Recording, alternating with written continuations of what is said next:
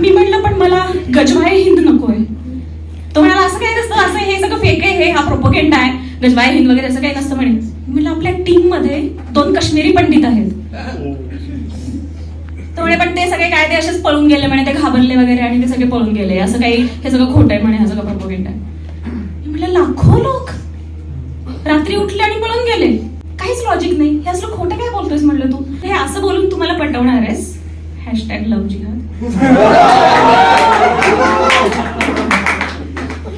तो मला म्हणे की अरे मेरी बहन थोडा सुन. तो म्हटलं 1 मिनिट मला बहीण म्हणू नकोस.